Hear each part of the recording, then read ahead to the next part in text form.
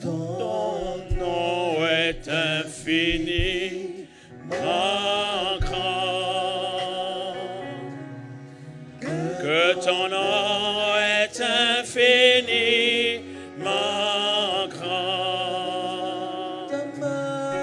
Ta majesté s'élève au-dessus des cieux.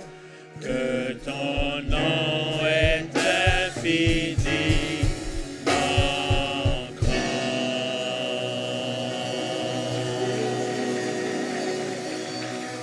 Élève ta voix ce matin et avec conviction de cœur, exprime ton amour à Dieu par les paroles de ta bouche et les sentiments de ton cœur. Qu'il se fasse un bruit de grandes eaux.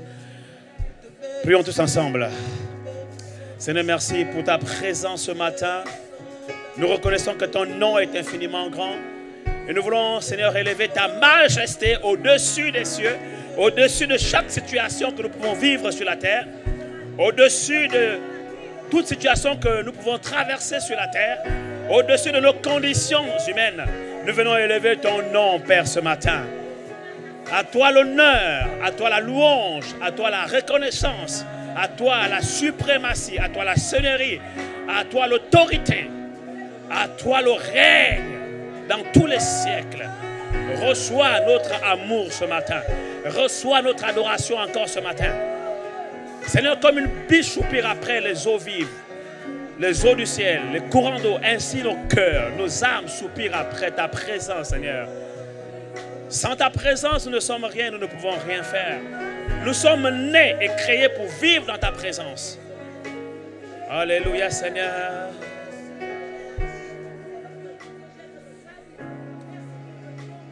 Alléluia. Et nous désirons chaque jour que tu nous attires dans ta présence. Quelles que soient les circonstances que nous pouvons vivre sur la terre, nous voulons garder l'espérance des choses d'en haut. Nous voulons être attirés par les choses d'en haut. Nous voulons être attirés par ta personne. Nous voulons être attirés, Seigneur, comme une biche soupire après les courants d'eau. Ainsi nos cœurs soupirent après ta présence, Seigneur. Attire-moi à toi, Seigneur. Ne me laisse pas. Ne me laisse pas dans les conditions dans lesquelles je peux me trouver sur la terre. Ne me laisse pas dans les conditions de désespoir. Ne me laisse pas dans les conditions de manque d'espérance. Ne me laisse pas dans les conditions, Seigneur, oh Dieu, d'oppression, de dépression. Ne me laisse pas dans les conditions, Seigneur, oh, de tristesse. Ne me laisse pas dans les conditions, Seigneur, d'angoisse, de peur, de crainte. Que chaque fois,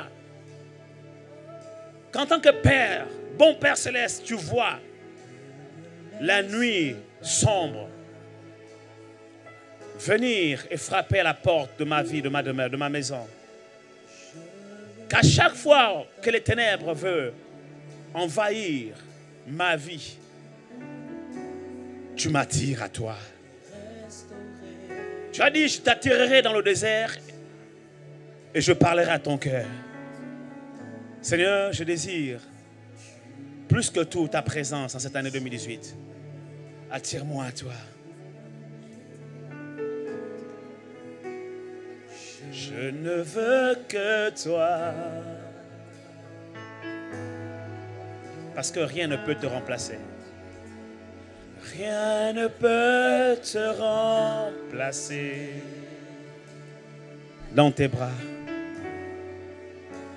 Dans tes bras, je suis rassuré. Oh, montre-moi la voie qui me ramène à toi. Disons, attire-moi à toi. Ne me laisse pas. Ne me laisse pas. Je veux tout abandonner. Je veux tout abandonner. Et restaurer notre amitié. Tu es mon désir. Oui, tu es mon désir.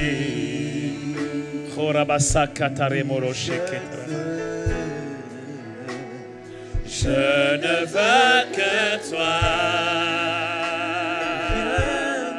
Rien ne peut te remplacer. Rien ne peut te remplacer. Dans tes bras je suis rassuré. Dans tes bras je suis rassuré.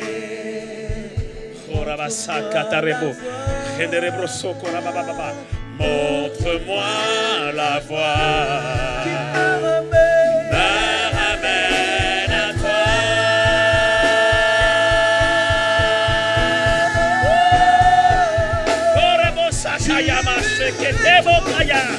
Tu es tout pour moi.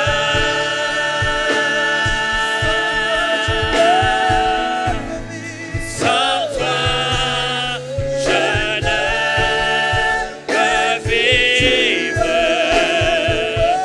Tu es tout pour moi.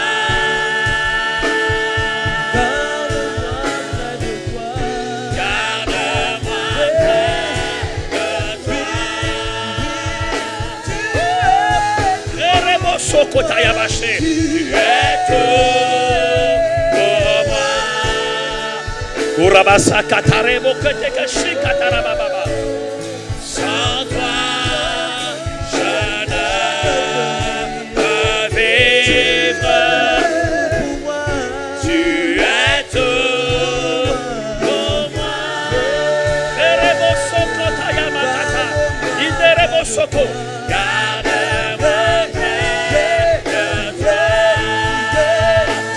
Rabo soko tanarebo seketekebo. Norobo soko tarabaya khakatakabo. Kondo robo seketarabaya kata seketereba. Koraba taka seketaraba khakataba. Koraba baba baba baba baba baba. Koraba sakataraba baba. Kotaka sakataka. Koraba ya khakataraba baba. Norobo soko tarabaya khakataraba.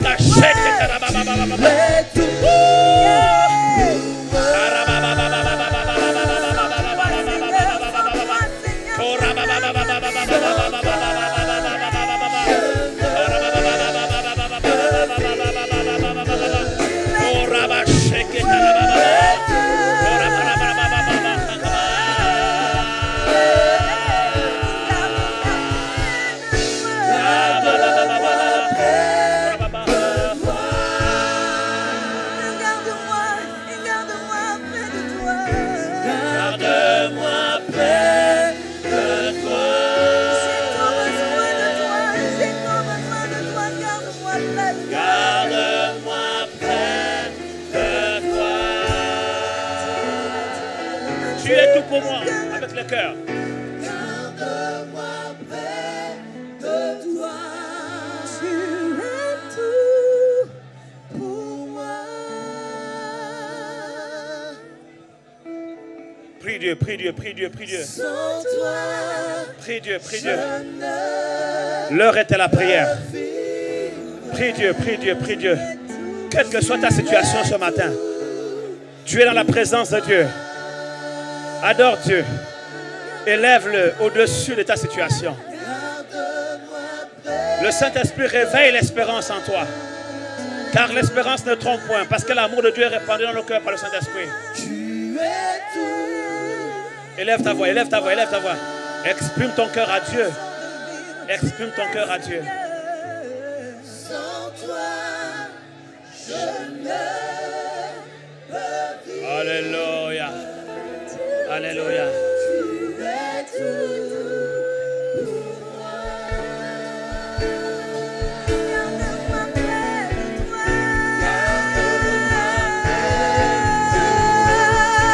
Ensemble, une dernière fois. Tu es tout pour moi. Tu es tout pour moi. À qui d'autre que toi irais-je, Seigneur? Sans toi, je Tu es celui qui m'a donné la ne vie. vis Tu es tout pour moi. Tu es tout. Si je suis seul pour toi, Seigneur, si je suis seul pour toi, Seigneur, garde-moi près. Garde-moi près de toi. Garde-moi près de toi. Garde-moi près de toi. Tout près de toi, garde-moi, Seigneur. Garde-moi près de toi. Près de ton cœur, Seigneur, garde-moi. Garde-moi près de toi.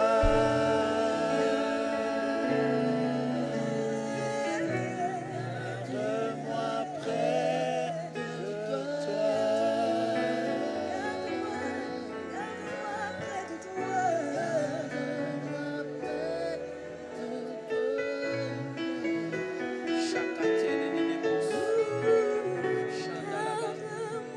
Dis à Dieu combien tu l'aimes.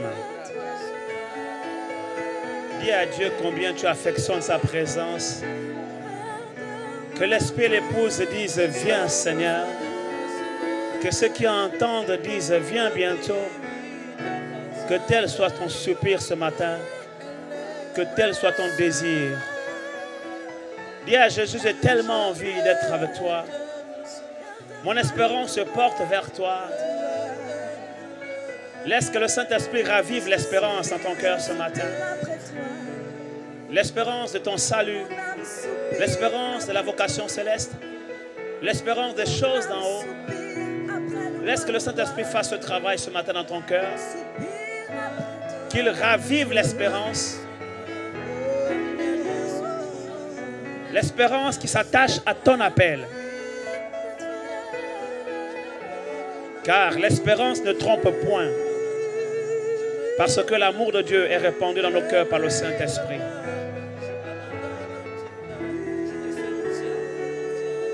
Seigneur, je t'aime. Je t'aime. Et je désire encore t'aimer plus. Chaque jour, un peu plus, Seigneur. Fais une œuvre de restauration dans nos cœurs ce matin.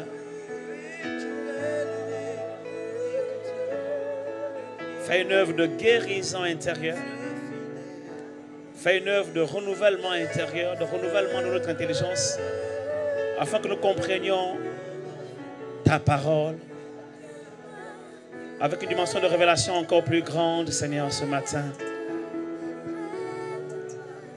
Renouvelle notre intelligence, renverse tous les raisonnements hautains et toute hauteur qui se dresse contre la connaissance de Christ et qui nous empêche d'avoir accès à la révélation de ta parole, à la révélation de ta personne, à la révélation des choses qui concernent ton royaume, les choses d'en haut,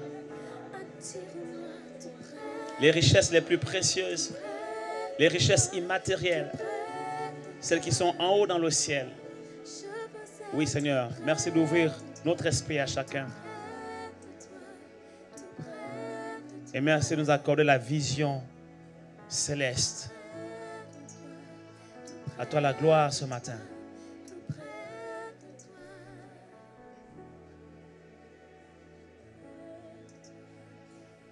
Au nom de Jésus, nous avons tous ainsi prié. Amen.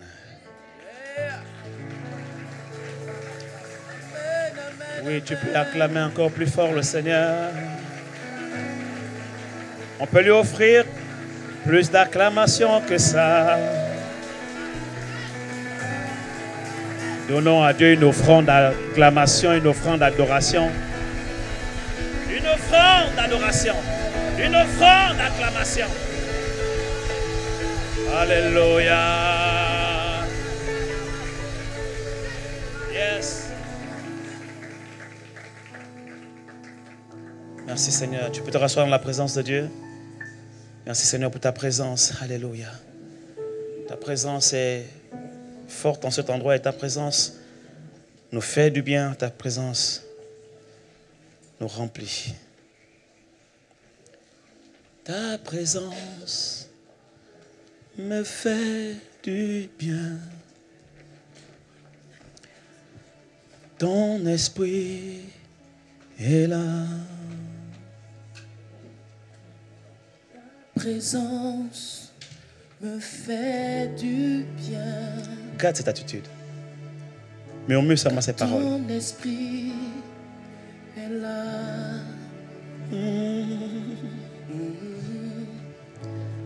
Ta présence me fait du bien.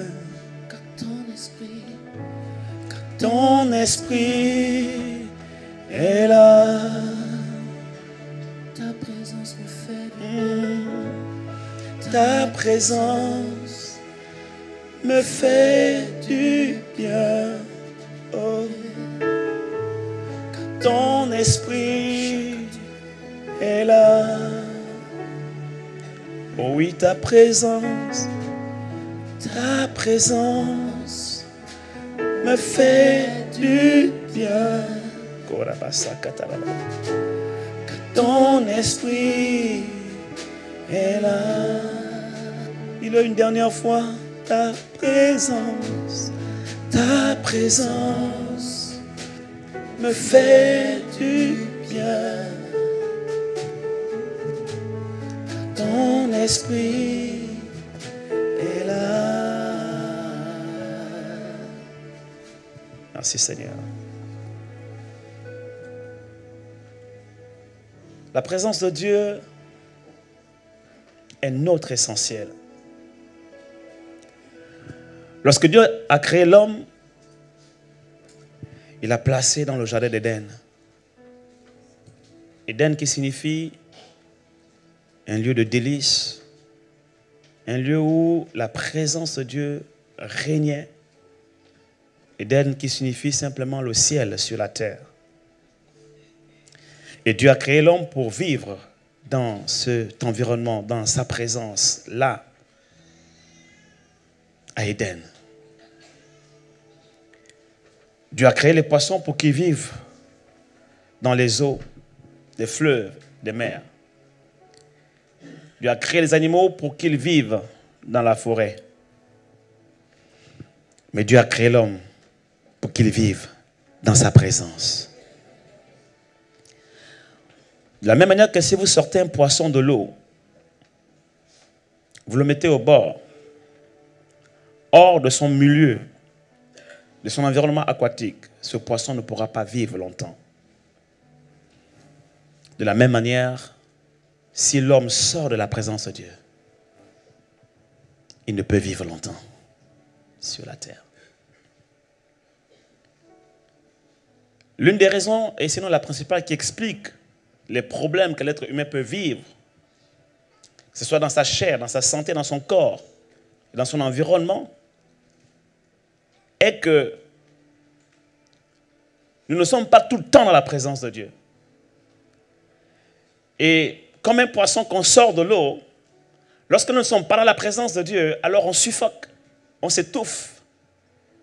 Et on commence à manquer de souffle. On est accablé. Et on périt. Parce que l'homme a été créé pour vivre dans la présence de Dieu. Et le Saint-Esprit nous a été donné comme avant-goût de la gloire céleste, de la gloire à venir. Pour qu'à travers le Saint-Esprit, nous puissions vivre dans la présence de Dieu étant sur la terre. Voyez-vous, le Saint-Esprit nous a été donné pour nous permettre de créer autour de nous un environnement Éden, exactement comme lorsque Dieu a créé l'homme, il l'a placé dans Éden. C'est pourquoi Jésus pouvait dire, le royaume de Dieu est venu au milieu de vous. Le royaume de Dieu, en fait, c'est le Saint-Esprit. C'est le Saint-Esprit qui manifeste le royaume de Dieu sur la terre. Le Saint-Esprit est la personne de la Trinité qui est venue apporter ou faire descendre le royaume de Dieu sur la terre. Pour que de la même manière que les anges dans le ciel, jour et nuit, 24 heures sur 24, sont en la présence de Dieu, la gloire de Dieu. De la même manière sur la terre, les fils de Dieu puissent vivre dans sa présence grâce au Saint-Esprit. C'est pour cela que l'apôtre Paul nous encourage à être continuellement remplis du Saint-Esprit. Continuellement remplis du Saint-Esprit. C'est pour ça qu'il est important que nous puissions affectionner la présence du Saint-Esprit. Parce que la présence du Saint-Esprit, c'est la présence de Dieu au milieu de nous. Quand le Saint-Esprit est manifeste, la présence de Dieu est manifeste, il y a une atmosphère de gloire qui s'installe dans l'église, qui s'installe dans notre maison, qui s'installe dans notre vie. Et nous pouvons vivre dans cette atmosphère. Et tant que nous sommes dans cette atmosphère, aucun mal ne peut nous atteindre. Tant que nous sommes dans l'environnement, l'atmosphère de la présence de Dieu, du Saint-Esprit, aucune maladie ne peut résister. Voyez-vous, la présence de Dieu comme l'arche de l'alliance a la capacité, le pouvoir et la puissance d'anéantir toute mauvaise chose.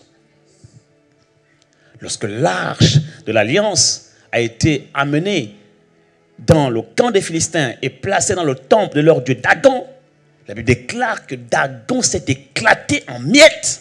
La tête d'un côté, les bras de l'autre, les pieds de l'autre. Pourquoi? Parce qu'aucun dieu étranger, aucune alliance étrangère, aucun feu étranger ne peut subsister et résister dans la présence de Dieu.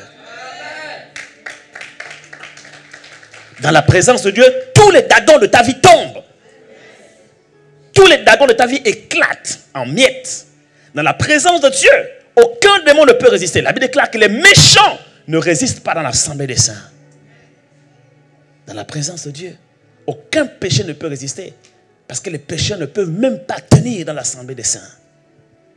Dans la présence de Dieu, aucune maladie ne peut résister. Parce que la puissance du Saint-Esprit qui a ressuscité Christ d'entre les morts et qui habite en nous donnera aussi la vie en nos corps mortels. Et rien ne peut résister aux aiguillons du Saint-Esprit. Tu es le temple du Saint-Esprit. Une habitation de Dieu en esprit. Dieu habite dans ton corps par le Saint-Esprit. Tu abrites Dieu. Et à cause de cela, aucun mal ne peut te détruire. Et aucun mal ne peut te détruire. Parfois, le malheur peut atteindre le juste. Mais l'Éternel, par sa présence, l'en délivrera toujours. Tu peux donner gloire à Jésus ce matin. Alléluia, alléluia, alléluia. Et dimanche dernier, cette présence était si manifeste. Cette présence était si forte. Elle est encore si forte ce matin. L'arche de l'alliance est ici. Et notre prière, mon épouse et moi en tant que pasteur principal de cette église, c'est que cette arche demeure. Parce que quand l'arche est là, lorsqu'elle a été amenée dans la maison d'Obed-Edom, la Bible déclare que la maison d'Obed-Edom a été bénie. Quand la présence du Saint-Esprit est manifeste dans ta vie, dans ta maison, tu n'as plus besoin de courir après les bénédictions. Les bénédictions courent après toi. Oui. C'est pour cela que nous devons garder cette espérance d'un monde bien meilleur. Parce que ce que nous sommes en train de vivre sur la terre n'est qu'un avant-goût de ce que nous allons vivre au ciel et sur la nouvelle terre. Car il y aura une nouvelle terre et de nouveaux cieux. Là où régnera la présence de Dieu. Jour et nuit, là où le lion on pourra habiter avec l'agneau. Là où, bien aimé, le nourrisson, le bébé, pourra jouer avec la vipère. Oui, c'est ce monde bien meilleur que Dieu a en réserve pour nous, ses enfants. Nous irons au ciel en attendant de descendre sur la terre. Parce que voyez-vous, la nouvelle Jérusalem a été construite dans le ciel. Il a dit, je m'en vais vous préparer une place dans le ciel. Et quand j'aurai fini de vous préparer cette place, je reviendrai. Et je viendrai vous chercher afin que là où je suis, vous y soyez aussi. Et lorsque nous irons au ciel, nous régnerons pendant un temps au ciel avec Dieu. Mais le plan initial de Dieu est que lui règne au ciel et que nous, ses enfants, régnons sur la terre. Malgré la chute d'Adam et Ève, Dieu n'a pas renoncé à ce plan divin. À travers le sacrifice de la croix, il a pourvu à un plan B pour restaurer l'homme et le rétablir dans cette condition de règne sur la terre, afin qu'il domine sur la terre. Et quand les temps marqués par Dieu seraient fixés, après les règnes de 1000 ans, et que le diable aurait été lié, alors Dieu va décider de maintenant lier le diable et ses démons définitivement et les jeter dans les temps de feu éternel, l'enfer. Et en ce moment-là, qu'est-ce qu'il fera? Il fera descendre la nouvelle Jérusalem du ciel sur la terre. Et là, nous qui avons cru en lui, qui avons accepté le sacrifice de la croix, qui sommes nés de nouveau et qui avons gardé nos robes blanches, pures, jusqu'au jour de son avènement, qui avons été enlevés, qui sommes montés avec lui au ciel, nous descendrons sur la terre et nous régnerons avec lui sur la terre. Oh, c'est ça notre espérance. Alléluia. Nous régnerons avec lui sur la terre. C'est pourquoi il est écrit, il a fait de nous un peuple de sacrificateurs, de rois et de sacrificateurs pour Dieu son Père. Et nous régnerons avec lui sur la terre. Tu as manqué l'occasion de donner gloire à Jésus. Alléluia. Cette espérance est grande. Elle est merveilleuse, mes bien-aimés. C'est pourquoi Apocalypse 22 dit que l'Esprit et l'Église disent, viens Seigneur. Et que ceux qui entendent disent, viens bientôt. Maranatha. Maranatha. Alléluia. Que l'Esprit et l'épouse disent, viens. L'épouse, c'est l'Église. Et l'Esprit est l'Esprit de l'épouse qui a été donné pour préparer l'épouse à la rencontre de l'époux. Est-ce que quand l'époux viendra, trouvera-t-il de l'huile dans ta lampe? Trouvera-t-il le Saint-Esprit dans ta vie? C'est ma prière pour toi. C'est ma prière également pour moi-même. De peur qu'après avoir prêché aux autres, je ne sois disqualifié. Oui, notre espérance ne trompe pas, nous dit Romains 5,5. Aussi longtemps que l'amour de Dieu sera répandu dans nos cœurs par le Saint-Esprit, notre espérance ne sera jamais vaine. Oui, il y a de l'espérance pour ton avenir. Et ton espérance ne sera point confuse. Et ton avenir ne sera point détruit. C'est pourquoi il a dit, fais seulement de l'Éternel tes délices.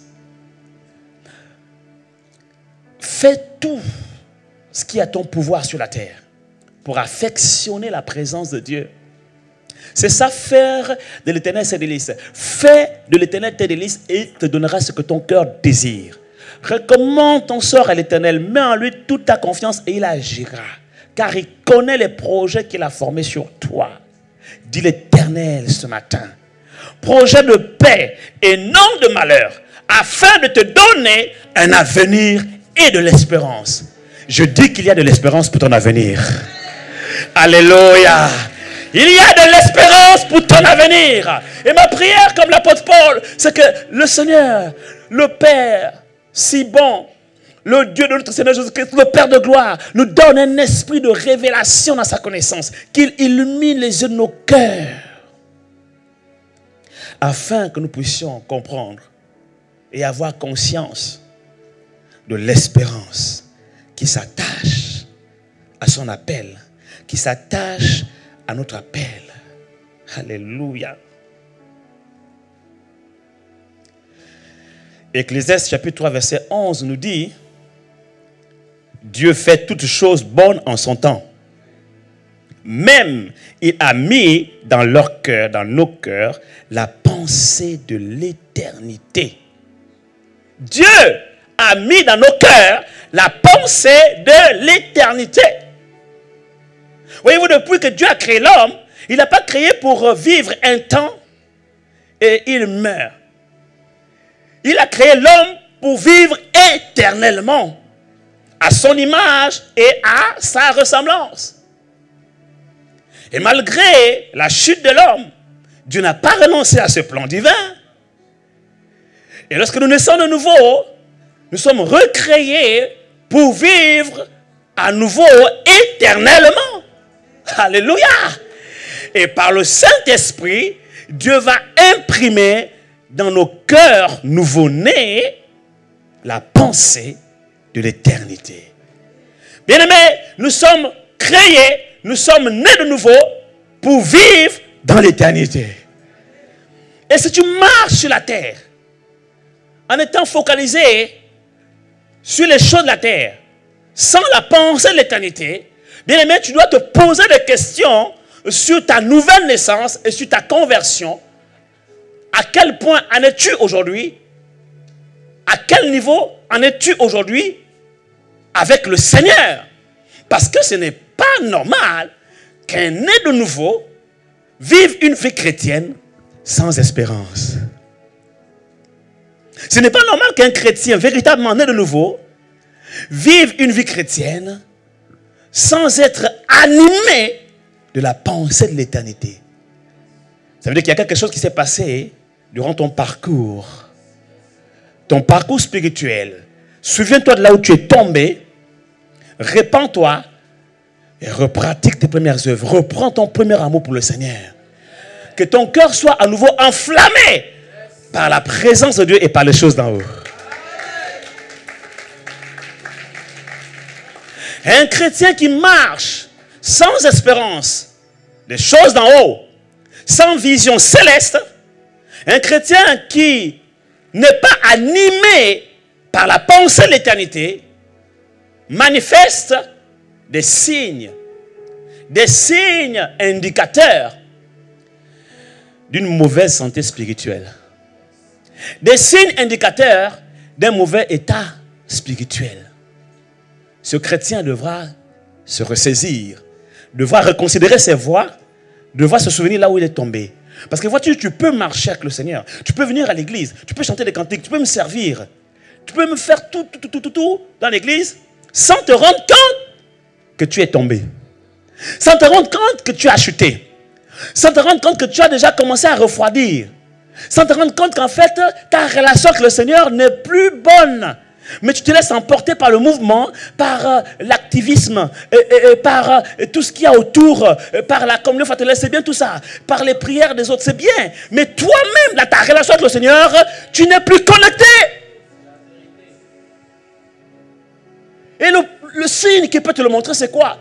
Tu ne pries plus vraiment, tu ne lis pas la parole de Dieu. Mais comme les choses semblent marcher, comme la grâce semble toujours couler, parce qu'il y a l'onction corporative qui agit dans l'église, et il y a les prières des pasteurs et des leaders et des autres frères du réseau d'intercession qui agissent. Tu penses que tout va bien dans ta vie chrétienne? Non, ressaisis-toi, détrompe-toi, ne te trompe pas toi-même. Bien-aimé, quelque chose ne va pas, tu n'es plus connecté. La preuve, tu manques de révélation. Ce qui se passe dans le monde spirituel, tu n'es pas au courant, tu l'apprends des autres. Et c'est dangereux. Pourquoi? Parce que l'actualité spirituelle, elle se lie avec les yeux spirituels. Elle s'entend avec les oreilles spirituelles. Lorsque Jésus-Christ reviendra, il ne passera pas sur TF1 France,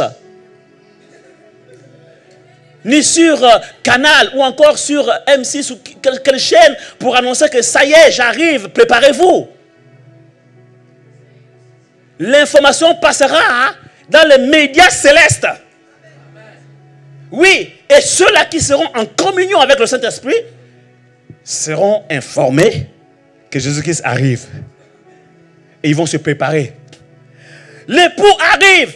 Allez à sa rencontre. Ceux-là, les vierges sages, ceux-là qui auront gardé leur lampe allumée, qui auront l'huile dans leur lampe, seront avertis et iront à la rencontre de l'époux.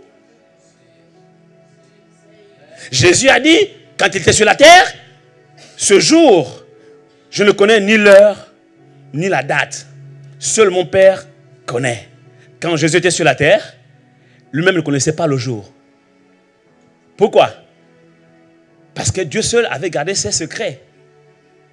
Mais quand tu gardes un secret, tu le gardes où? Dans ton cœur. Or, la Bible déclare que le Saint-Esprit sonde le cœur de Dieu.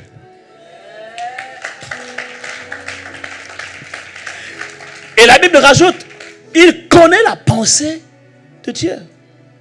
En d'autres termes, l'heure, le jour, la date exacte du retour de Christ est cachée dans le Saint-Esprit.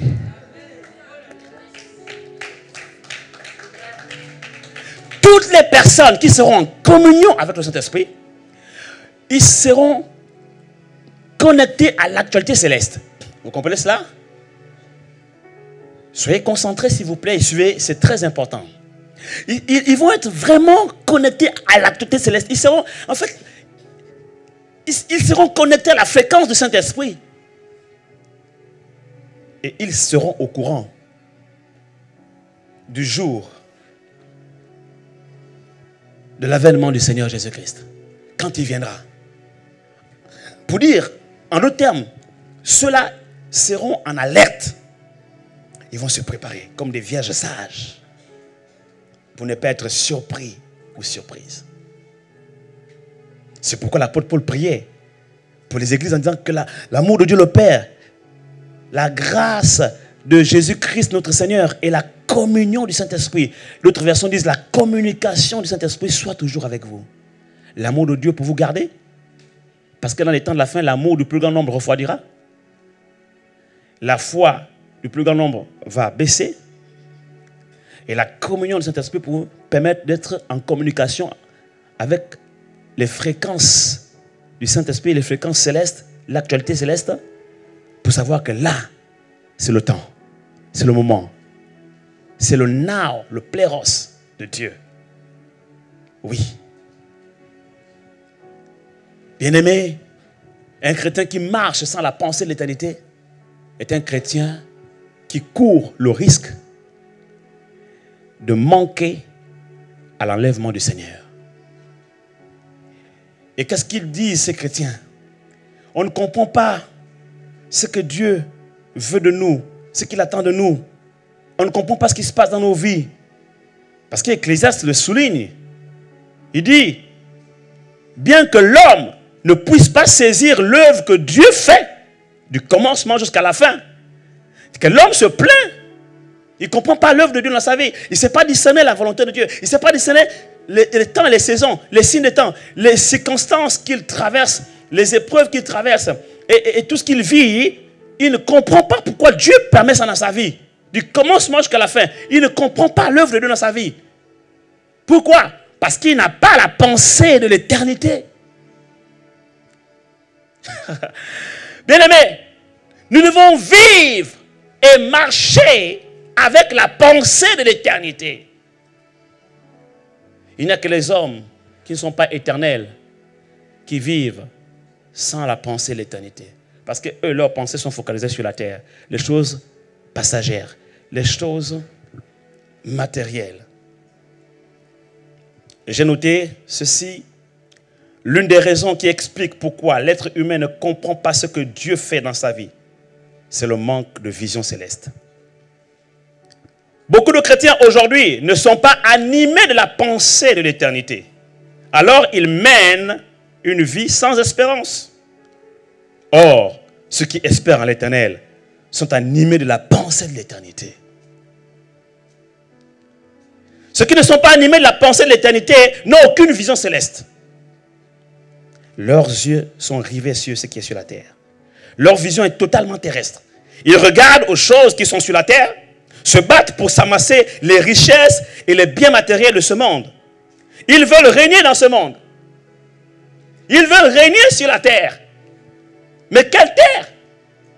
Dieu n'a pas prévu que nous puissions régner sur cette terre-là.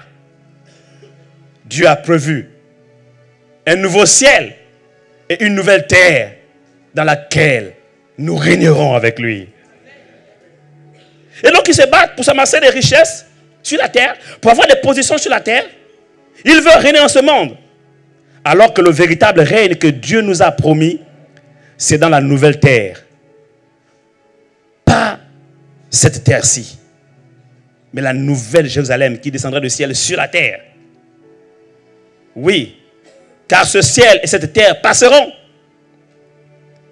Quand Dieu nous fait la grâce de régner dans ce monde, en nous donnant une position, peut-être de directeur d'entreprise, peut-être d'ingénieur, peut-être de ministre, et même de président, pourquoi pas? Puisqu'il y en a qui ont cette vocation et qui aspirent à cela. Quand Dieu nous fait la grâce de régner sur cette terre, en nous donnant de briller dans un domaine, dans la musique, dans l'art, dans le sport, le football et autre chose, c'est simplement pour que nous puissions être des lumières dans les domaines dont la grâce de régner, pour révéler Christ aux nations. Pour révéler Christ à notre nation. Parce que Jésus a dit, allez et faites de toutes les nations des disciples. Et en grec, le mot nation, c'est ethnos. C'est-à-dire, tes collègues, tes pères. Père avec P-A-I-R-S. Oui, tes collègues, tes semblables. Dans le domaine où tu es. Par exemple, le domaine médical est une nation. Le domaine scientifique est une nation. Le domaine médiatique, les médias, c'est une nation. Le domaine économique, c'est une nation. Le domaine politique, c'est la sphère de l'art, c'est une nation. La sphère de la musique, la sphère du sport, le foot, le hand et tout le sport, c'est une nation. Et quand Jésus dit, allez et faites de toutes les nations des disciples, en fait, il nous envoie comme des messagers dissimulés et intégrés dans ces sphères, dans ces différentes sphères-là, pour que nous puissions révéler Christ à ceux-là qui ne le connaissent pas, être des lumières dans ces milieux, dans ces sphères, pour les convertir à Christ, afin qu'eux aussi deviennent des lumières. C'est pour cette seule et unique raison que Dieu nous fait la grâce de régner dans un domaine bien précis, ici-bas. Mais si tu n'as pas compris cela, tu vas croire que Dieu t'a créé pour posséder cette terre. Non! Parce que cette terre sera détruite. Et il y aura une nouvelle terre. Ce ciel disparaîtra. Et il y aura de nouveaux cieux. Oui, il faut faire l'école. Il faut être brillant à l'école. Il faut réussir ta vie sur la terre. Pourquoi? Pas pour t'enrichir et devenir riche pour toi. Non. Mais pour être une lumière là où Dieu te place. Pour révéler la sagesse de Dieu. Pour révéler la connaissance de Dieu. Pour révéler la personne de Christ aux nations.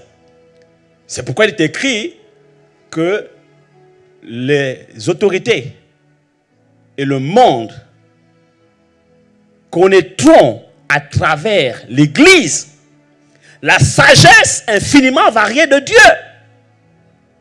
C'est pour cela que nous sommes encore sur la terre. L'apôtre Paul le dit. Après un tel message que Dieu nous apporte depuis bientôt 3 dimanches, on a tout de suite envie d'aller au ciel. Et sincèrement, si ce sentiment est né en toi, je bénis vraiment le Seigneur. Si après avoir écouté les premiers messages que j'ai donnés, parlons de l'espérance des choses en haut, d'un monde meilleur que Christ nous réserve, parlons de l'espérance qui s'attache à notre appel, si dans ton cœur bouillonne cette envie d'aller dans ce monde nouveau, je bénis le Seigneur. Je glorifie Dieu. Pourquoi? Parce que mon but aurait été atteint en tant qu'enseignant et prédicateur. Parce que le but que Dieu a mis sur mon cœur pour ce message, c'est de réveiller en vous l'espérance des choses d'en haut. L'espérance d'un monde nouveau. Oui, si ce sentiment vous anime, après ces messages, gloire à Dieu. Et l'apôtre Paul aussi le dit. ayant conscience de la révélation de ces choses, il avait déjà envie tout de suite de partir au ciel. Et il exprime dans Philippiens, au chapitre 1, verset 21. Il dit, pour moi, en effet, la vie, c'est Christ. Et la mort m'est un gain. C'est-à-dire qu'il n'a même plus peur de mourir. C'est-à-dire que s'il doit mourir même, la mort est un gain parce qu'il regarde toutes ces choses comme de la perte, comme de la boue en fait. Mais si je continue à vivre dans ce monde, alors je pourrais encore porter du fruit par mon activité. C'est ça le but. Parce que tout de suite, on a envie d'aller au ciel. Et c'est normal. Et il faut vivre avec cette envie d'aller au ciel. Bien sûr. Il ne faut pas que ça crée en toi le désir de vouloir mourir maintenant. Tellement la souffrance est dure. Seigneur, prends-moi maintenant. Non, là tu es en train de faire une prière de suicide. Et le suicide n'est pas de Dieu. Le suicide, c'est un crime. Les gens qui se suicident vont tout droit en enfer. Les gens qui se suicident vont directement en enfer. Pourquoi? Parce qu'ils tuent un homme. Ils tuent quelqu'un. Eux-mêmes. Et aucun être humain n'a le droit d'ôter la vie à un être humain. Même toi-même. Dieu seul détient le pouvoir de la mort. Il détient le pouvoir de donner la vie et de reprendre la vie. Tu ne dois pas le faire. Quelles que soient les souffrances que tu traverses. L'espérance qui s'attache à notre appel. L'espérance des choses d'en haut. La vision céleste, le sentiment de vouloir aller ne doit pas t'amener à des déviations de suicide. Est-ce que je parle à quelqu'un ici? Ne trouve pas en ce message l'occasion comme un soulagement pour dire, ah vraiment, je me disais bien que ce monde est tellement méchant, injuste, misérable, mauvais, que j'ai envie de partir. Et voilà, Dieu veut me parler, il me confirme. Alors je vais maintenant, mon projet que j'ai depuis longtemps, trouver l'occasion, le moyen de le réaliser. Si c'est ton cas ce matin, si tu as cette idée ce matin, si ce sentiment t'anime, je prends autorité sur ta vie au nom de Jésus et je viens chasser tout esprit de suicide au nom de Jésus. Parce que l'espérance des choses en haut ne donne pas un tel sentiment. L'espérance des choses en haut te dit, viens Seigneur. T'amène à dire, viens Seigneur. Tu veux que le Seigneur vienne maintenant. Et les apôtres, dans les actes des apôtres et durant toutes les épîtres, quand vous les lisez, vous découvrez qu'ils étaient convaincus que Jésus-Christ reviendrait à leur époque. Et ils disaient, Jésus-Christ revient bientôt. Les 1 Thessaloniciens, 2 Thessaloniciens, pour eux, ils étaient convaincus que Jésus-Christ viendrait dans leur temps. Et ils vivaient comme si Jésus-Christ reviendrait aujourd'hui. C'est ça, le sentiment qui doit t'animer si réellement tu as la révélation des choses d'en haut. Si tu as conscience, si tu as la conscience de l'espérance qui s'attache à ton appel, voici le sentiment qui doit t'animer, mon frère, ma soeur. Que l'Esprit et l'Église disent, viens Seigneur. Tu dois soupirer après le retour de Christ et non désirer mourir. Maintenant, si c'est le temps de Dieu pour toi de quitter la terre en passant par la mort, parce que tu aurais fini d'accomplir ta mission sur la terre, on l'a vu au début, alors l'apôtre Paul dit ici qu'il considère pour lui que la mort est un gain. Quelqu'un me comprend ici? Si c'est clair pour toi, lève la main comme ça, fais-moi signe. Alléluia. Donc l'apôtre Paul est partagé. Il dit, je suis tiraillé de deux côtés. J'ai le désir de quitter cette vie pour être avec Christ, car c'est de loin le meilleur. Mais il est plus nécessaire que je demeure dans ce monde à cause de vous. À cause du salut des âmes. À cause de la mission pour laquelle Dieu nous a créés. C'est la seule raison de notre existence sur la terre. C'est la seule raison qui fait que Christ nous garde encore sur la terre. Bien-aimé, si tu marches sur la terre avec une autre pensée, tu es animé d'une autre pensée que celle-là, ça veut dire que tu n'as pas encore la vision céleste, ou tu l'as perdue. Tu as perdu la pensée de l'éternité.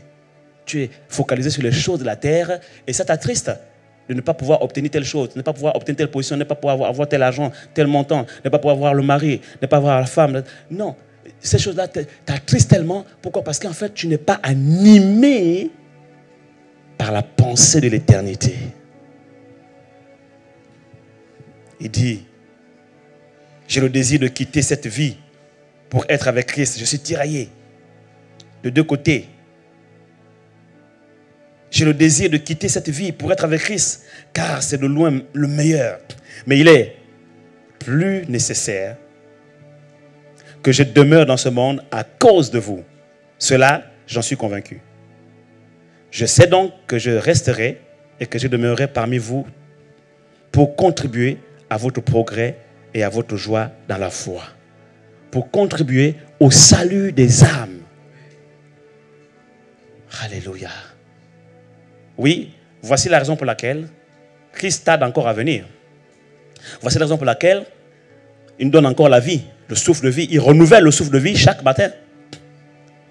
Quel que soit ce que tu fais, que tu sois ingénieur, que tu sois directeur, que tu sois informaticien, médecin, peu importe ton secteur d'activité, tu dois avoir cette pensée-là.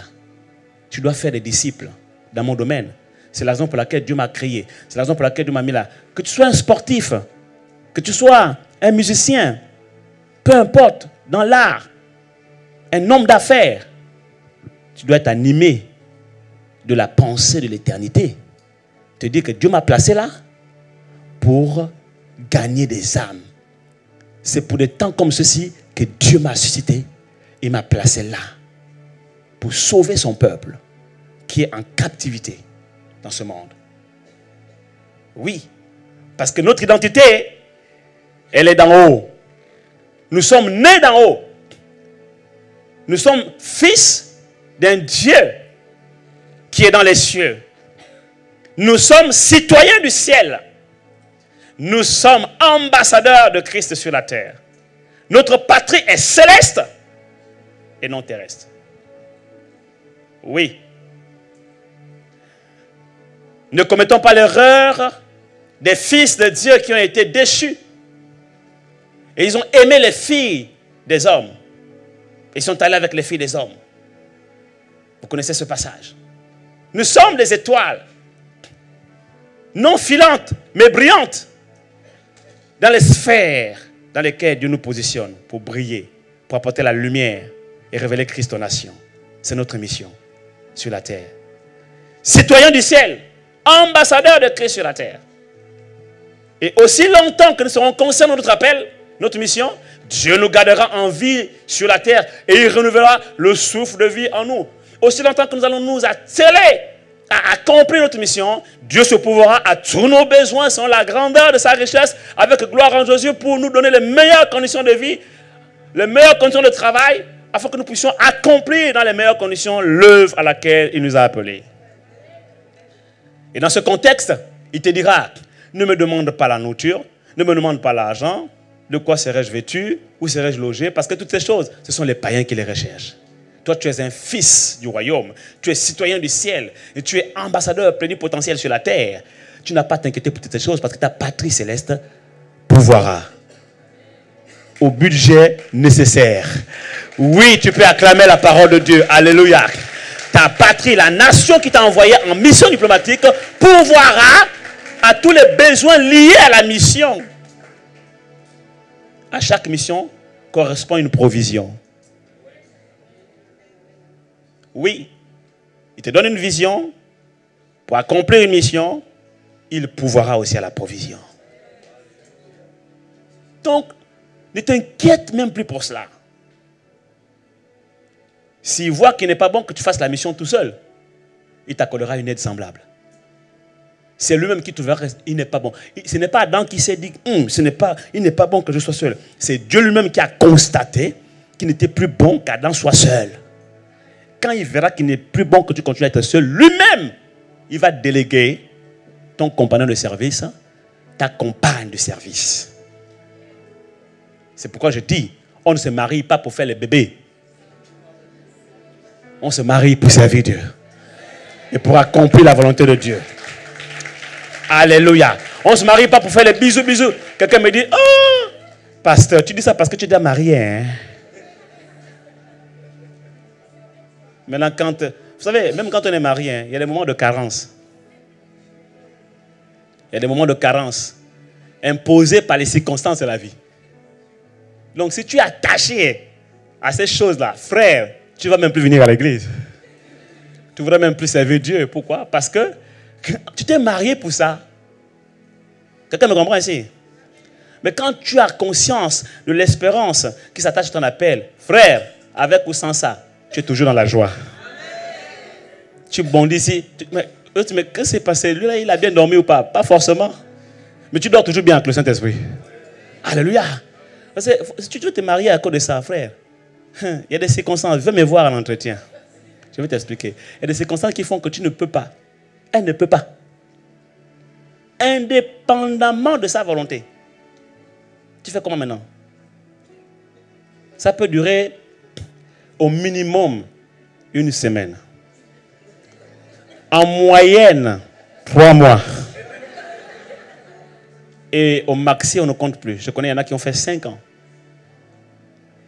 Ils sont mariés, mais ils ne peuvent pas. Ils ne sont pas ensemble. Ou bien même ils sont ensemble, mais il y a des circonstances indépendantes de leur volonté qui font que. Tu fais comment? Si tu as perdu le but, l'objectif pour lequel Dieu t'a envoyé sur la terre, tu as perdu la vision, la pensée de l'éternité, la vision céleste, tu fais comment? Tu vas faire grève, hein? Tu vas commencer à demander des entretiens au pasteur, commencer à dire non, vraiment, il y a quelque chose. Le diable va venir te faire des suggestions que non, tu sais là, quand même, tu es un être humain, tu ne peux pas continuer comme ça. Bon, tu sais, bon, de temps en temps, essaie d'évacuer, pas d'autres moyens, tout ça là. Le Saint-Esprit te suffit. Remplis-toi du Saint-Esprit, recherche l'onction, et puis l'onction brise les jougs, même les jougs d'oppression, les jougs de persécution. Parce que les tribulations de la chair, les jougs de tribulation de la chair, le Saint-Esprit brise tout ça aussi. En ce moment-là, Dieu parle du don de célibat. C'est-à-dire la capacité surnaturelle de vivre les temps d'abstinence avec le secours de l'Éternel.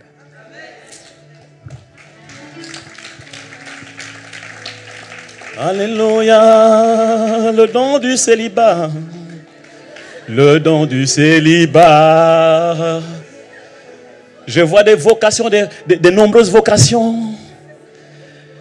Dans la salle, je vois l'onction du don de célibat qui est en train de descendre. Que quelqu'un la saisisse. Il n'y a personne pour la saisir.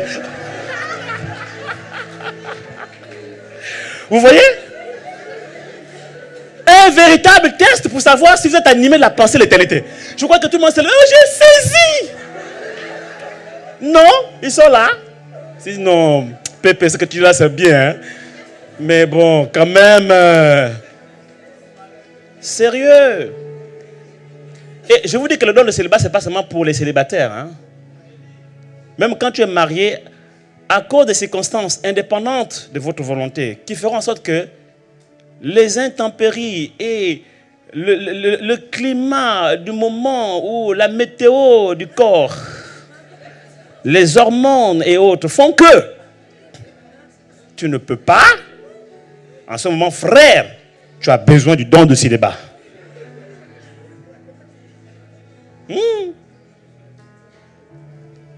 Mais qu'est-ce qui va te permettre d'être toujours joyeux, motivé, toujours passionné de Christ? C'est la pensée de l'éternité. C'est la vision céleste. Parce que tu sais que il y a une vie qui est de loin meilleure à celle-là. Bien aimé, je vais vous dire, par exemple, l'intimité conjugale, l'acte conjugal, est-ce que vous savez que l'acte conjugal n'est que une image de l'adoration que l'épouse doit rendre à son époux, Christ. Et le mot qui est utilisé dans la Bible, lorsque la Bible dit par exemple dans Genèse que et Adam connut Ève, ce mot est le même mot qui est utilisé dans le fait de connaître Dieu. Lorsqu'on parle de la révélation dans sa connaissance, connaître Dieu, c'est le même mot qui est utilisé dans les textes originaux, hébraïques. C'est le même mot. Oui. Ça parle de l'intimité. Voilà pourquoi on parle d'intimité avec le Seigneur. C'est une relation d'intimité. L'adoration, c'est ça l'adoration. Donc l'acte conjugal n'est qu'une image de l'adoration que l'épouse, donc l'Église, rend à son époux Christ. En d'autres termes, si ce qui est une image disparaît un temps, ce qui est parfait est déjà là. Quelqu'un me comprend ici?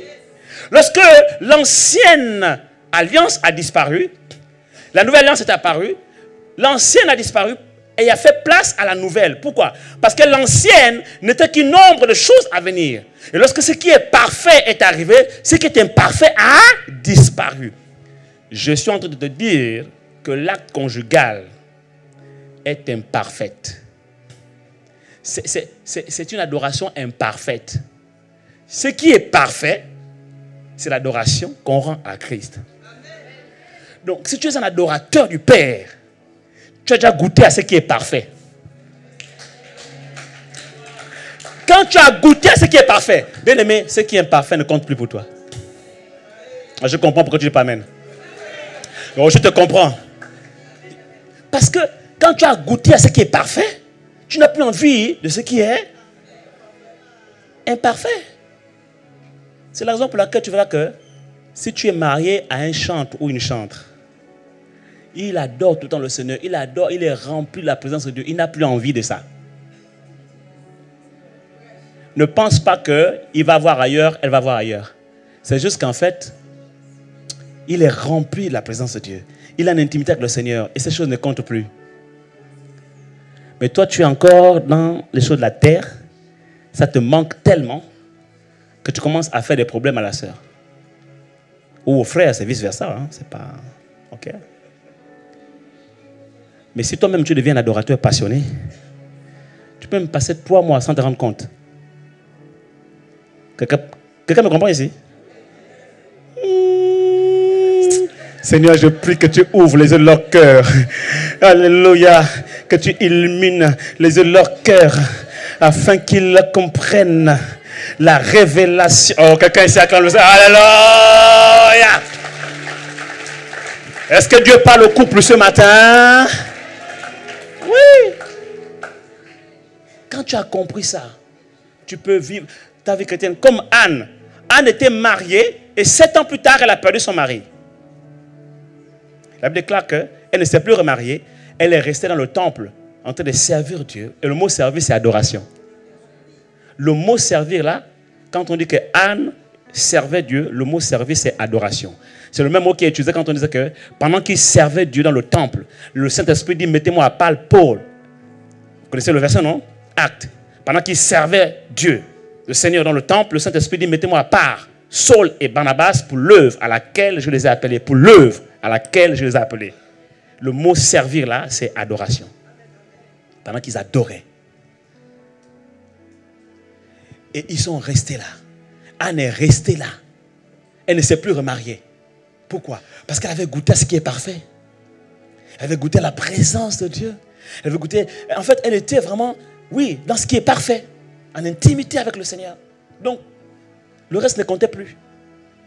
Elle trouvait que c'était même plus avantageux pour elle de ne pas se marier. Et elle ne s'est plus remariée. Elle s'est consacrée au Seigneur. Et l'apôtre Paul, selon certaines recherches archéologiques, historiques, théologiques, bibliques, qui ont démontré qu'en fait l'apôtre Paul, à un moment donné, certains commentateurs bibliques disent que l'apôtre Paul n'était pas né célibataire, mais qu'il avait une femme.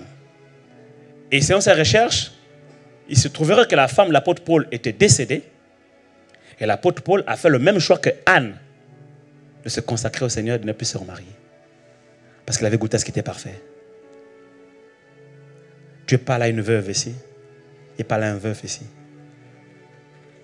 Quand tu es triste, ta vie semble ne plus avoir de sens parce que tu as perdu ton conjoint, ta conjointe. Peut-être pas ici, peut-être à la télévision. Dieu te parle. Jésus dit à la femme samaritaine, tu as bu des eaux des autres hommes. Le premier homme, cette eau ne t'a pas étanché. Le deuxième homme, cette eau ne t'a pas étanché. Le troisième homme, cette eau ne t'a pas étanché la soif non plus. Le quatrième homme, le cinquième homme, tu as eu 5 maris. Et celui que tu as aujourd'hui, c'est-à-dire le sixième, donc elle avait déjà un sixième, n'est toujours pas ton mari. 6 hommes qui n'ont pas pu étancher sa soif. Mais lorsqu'il a rencontré l'époux parfait, Christ, le 7e homme, my God, la Bible déclare, Jésus lui dit, si tu pouvais savoir celui qui te demande de l'eau à boire, toi-même, tu lui aurais demandé de l'eau à boire. Et cette eau que je te donnerai deviendra en toi des fleuves d'eau vive qui couleront de ton sein. Et quand tu boiras de cette eau, tu n'auras plus jamais soif. Acclame Jésus, acclame Jésus, acclame Jésus. Et quand tu boiras de cette eau, tu n'auras plus jamais soif. Plus jamais. Quand tu mangeras de ce pain, tu n'auras plus jamais faim. Nous sommes tellement attachés au pain de la terre. Nous le mangeons, nous avons encore faim.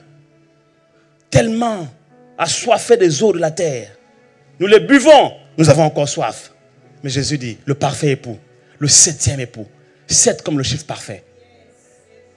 Il dit, si tu manges de ma chair, si tu manges du pain que je te donnerai, tu n'auras plus jamais faim. Le diable est venu présenter à Jésus un pain de la terre. Jésus a refusé. Pourquoi? Parce que Jésus avait mangé le pain parfait. Pendant 40 jours et 40 nuits, il n'a pas mangé le pain de la terre. Il se nourrissait du pain du ciel, la parole de Dieu, le pain descendu du ciel. Il n'avait plus faim. En fait, il ne trouvait plus la nécessité d'accepter la tentation du diable, le pain de la terre, transformer les pierres en pain, parce qu'il avait goûté au pain parfait. La Bible déclare certes que Jésus eut faim, mais la Bible ne dit pas que Jésus avait envie de manger. Après 40 jours et 40 nuits, Jésus eut faim. Il n'est pas dit que Jésus avait envie de manger. Il est seulement dit, Jésus eut faim. Et le tentateur, le diable, s'approchant de lui, lui proposant de transformer les pierres en pain. Jésus a refusé, pourquoi? Parce qu'il avait mangé le pain parfait. Et comme il avait mangé le pain parfait, même si son corps physique réclamait le pain de la terre, autant pour moi, ce qui arrive à plusieurs d'entre nous. Pendant que tu es en train de jeûner, le corps physique réclame le pain de la terre, n'est-ce pas? Ce qui est arrivé à Jésus, après avoir jeûné 40 jours et 40 nuits, le corps charnel a réclamé le pain charnel, le pain de la terre. Le corps avait envie de manger le pain de la terre. Mais parce que l'esprit avait mangé le pain du ciel, l'esprit, les désirs de l'esprit ont pris le dessus sur les désirs de la chair. Et l'esprit a dit, j'ai mangé, j'ai goûté à ce qui est parfait, je n'ai plus envie de ce qui est imparfait. Alléluia. J'ai mangé, j'ai goûté à ce qui est céleste. Je n'ai plus envie de manger ce qui est terrestre. Oui, Jésus eut faim, mais Jésus n'a pas eu envie de manger. Ça ne t'est pas encore arrivé? Ça ne t'est jamais arrivé d'avoir faim et de ne pas vouloir manger? Ouais. Et c'est la vie du chrétien sur la terre. Quand tu as goûté à ce qui est en haut, ce qui est céleste, ce qui est parfait, le corps là va te réclamer ce qui est terrestre, c'est normal. Mais parce que tu as goûté à ce qui est parfait, tu n'auras plus envie de ce qui est terrestre. Et tu trouveras donc la force nécessaire, la force spirituelle nécessaire, les capacités nécessaires pour résister à la tentation terrestre et dominer sur la chair.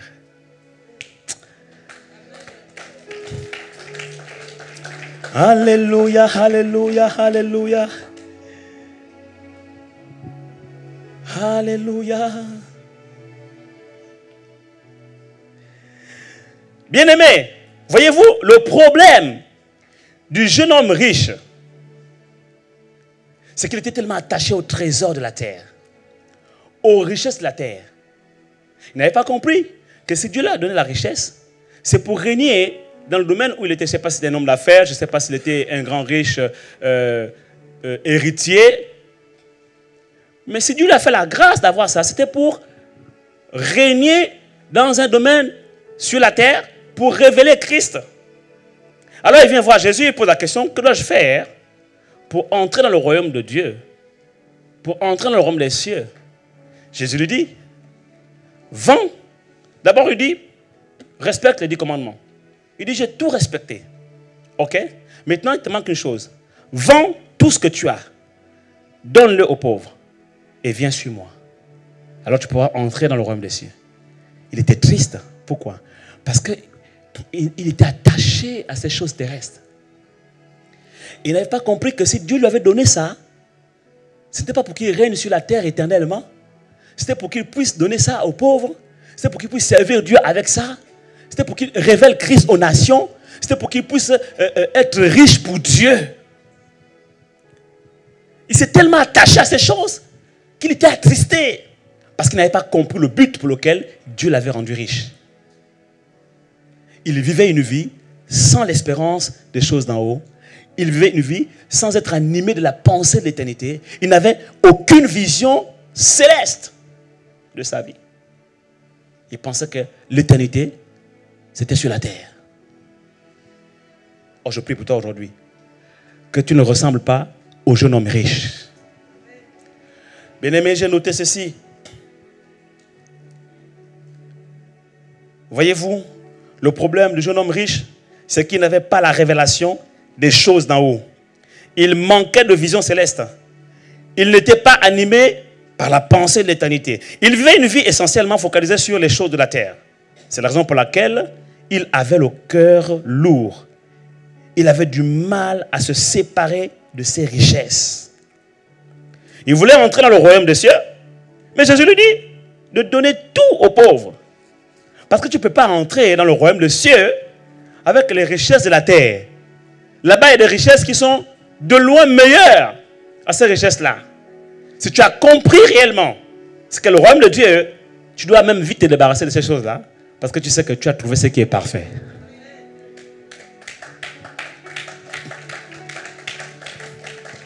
Alléluia.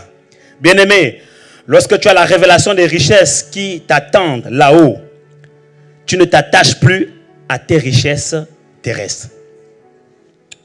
Parce que tu as la révélation de ce qui est en haut. C'est beaucoup plus important, c'est plus précieux. Oui. Tu ne t'attaches plus à tes richesses qui sont sur la terre, car tu réalises combien celles qui te sont réservées là-haut sont de loin meilleures et supérieures à celles que tu possèdes sur la terre. Alors tu donnes plus facilement. Tu es détaché en fait. Tu es détaché. Tu deviens libéral. Plus facilement, tu exerces la libéralité parce que tu as compris que ces choses sont passagères et sont pour un but, m'ont été données pour un but. Servir Dieu avec.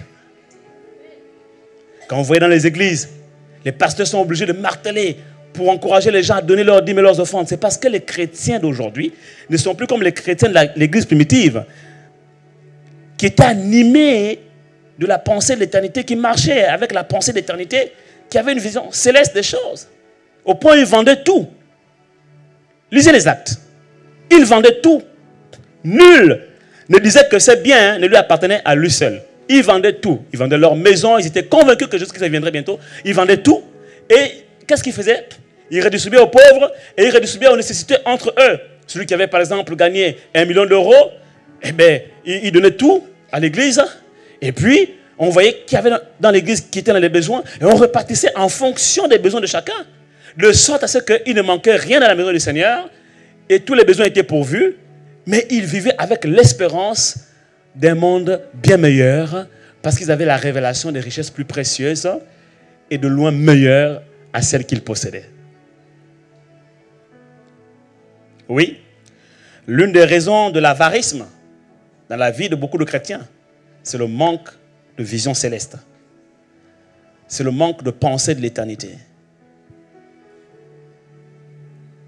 Bien-aimé, quand tu réalises combien ces richesses là-haut sont précieuses, sont meilleures, tu donnes plus facilement. Ceux qui sont animés par la pensée de l'éternité exercent plus facilement la libéralité. Ceux qui n'ont pas de vision céleste sont avares et réchignent à donner leurs dîmes, leurs offrandes, parce qu'ils sont attachés aux choses de la terre Ils ont peur de manquer. Ils ont la crainte du lendemain. Ils n'ont pas d'espérance en fait. Leur seule espérance, c'est eux-mêmes, leur famille, leurs enfants. Tu es devenu riche, oh, réjouis-toi, tu as de quoi vivre suffisamment pour toi, pour tes enfants et pour ta descendance jusqu'à combien de générations? Et le maître te dit, insensé. Aujourd'hui même, ce soir, ton âme te sera redemandée. Et toutes ces richesses, à quoi te serviront-elles? Oui. La pensée de l'éternité, bien-aimée, nous amène à comprendre la volonté de Dieu, à comprendre le plan de Dieu pour nous, à comprendre ce que Dieu a fait de nous, pourquoi il nous a envoyés sur la terre et pourquoi il nous a donné toutes ces choses que nous avons. Nous comprenons maintenant.